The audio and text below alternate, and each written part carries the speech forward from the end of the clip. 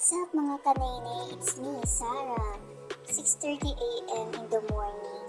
Maaga akong pumunta sa barangay para magtanong kung pwedeng kumuha ng barangay clearance and for renewal of barangay ID ng maaga dahil kailangan ko ngayong araw para makasikaso ko ang postal ID ko. Then, dahil wala pa akong so, as always, hindi mawawala sa video natin ang outfit check for today. So yan mga kanini, hindi ko na kinuha na ng video ang pagbiyahe papuntang Takbuhan para pumasok sa aking trabaho. At yun na nga, and then here we go, nandito na ako sa gym. So yan guys, magbukas ko before mga routine na ginagawa ko. So yun guys, nakagawa na ako ng video about just sa routine na ginagawa ko.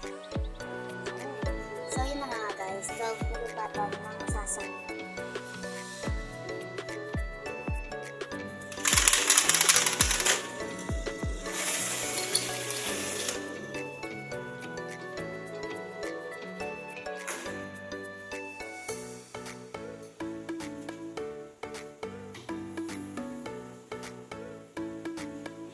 So yan mga kanini, pagkatapos ng duty ko, 12 noon, bumalik ako sa barangay kung saan kukuha ko ng barangay clearance and for renewal of barangay ID. So yan guys, tapos ko na makuha. Nagpapasalamat ako kay Ma'am Elaine at tinulungan niya ako sa pagkasikaso ng barangay clearance. So yun na nga guys, babiyahin na ako papuntang Tuktukan. Ayan, mag-aabang tayo dito sa may tabi. Mag-aabang tayo ng jeep. Yan. So yan, napapansin nyo guys na medyo matagal dumaan yung mga jeep kasi may inaayos dun sa unahan. So nung may nakita na akong e-bike, ginrab ko ng sakyan. So by the way, si Kuya Alfred nga po pala yan. Shout out sa'yo kuya. Maraming salamat at pinayagan niyo po akong mag-videohan po kayo para masama sa vlog ko. So yun guys, marami kaming chika dyan ni Kuya. Hindi ko na i-video kung ano. So yun guys, ikukwento ko na. Hindi ko lahat binidyo, hindi ko lahat kinuwanan kung paano ko inasikaso ang pagkuha ko ng postal ID. Basta natapos ko po yung fill up form, nasunod ko yung mga dapat sundin sa pagkuha ng postal ID. Super easy lang naman po siya. Medyo struggle lang po talaga kasi ang dami nilang requirements na hinahanap. So, pag-fill up naman ng form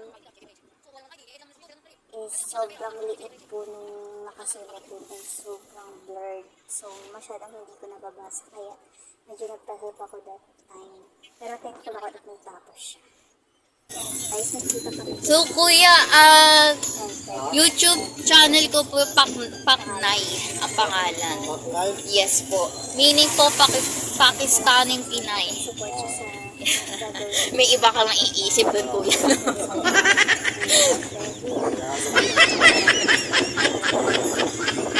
Di bali po, kuya, ka... Out sa'yo, Ate Wendy Light and Gina Ebrenda sa mga dealer ni Mama. And yun na nga, ako sa gym at para magpalit ng suot dahil first na ako that time at ako ay pawisin po talaga. And haggard na po yung itsura ko dyan. So yun na nga, paggabi, ayan. So yun guys, gabi, pumili kami ni Mama ng balot. So yun guys, sa pinuntahan namin unang bibilhan sana namin ng balot is wala, iba yung pangit yung balot na binibenta kaya lumipat kami sa iba. So yun, dun kami sa bandang unahan ng Bakeries. So lakad ulit kami. Bumper to bumper. Sino yung nakayos dito? Pa-shoutout mo natin ito ba yun? By the way guys, gabi na po niyan, naglalakad kami that time ni Mama. Bumili muna kami nun ng condensed evaporada para sa gagawin niyang soup. Yeah, pumpkin soup ang gagawin niya that night. So, maraming salamat kay ate at pumayag siyang maisama sa vlog. Ayan, nakabili na nga kami ng balot ni Mama. At ang ganda ng binibenta niyang balot. Napaka-fresh. So, ayan, pauwi na kami. At nagbibiroon kami ni Mama habang tumatawid ng kalsada pauwi ng bahay. Tatawid na kami pauwi ng bahay. Dura kami, maraming sasakyan. Akala ko sushi. Akala ka lang sushi. Green sushi na mo. Makawin na tayo mga bumper to bumper to bumper to bumper. Ayan guys, dahil bumper to bumper.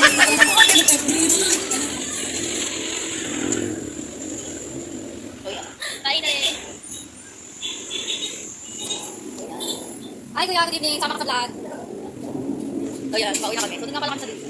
Ayan. Meron pa kami tanim dito sa harap. Ayan guys, ito yung iba tanim ni Mama. May Papaya. Yan, papaya. Ayun yung papaya. Ayun, papaya. May bunga na siya. So, ayan yung pinaghirapan ni Mamang itali. So, yan. Tapos, ang nakikinabang yung naglilinis lang ng kodo. O, diba? Ang galing. Ayan, avocado. Sino yung mga bayabas? Yung mama ko lang nalaman yung ibang halaman dito kasi hindi ako laki sa probinsya. Sa kanya ko lang natutunan lahat. So, yan guys. Papasok na kami. And, open sesame.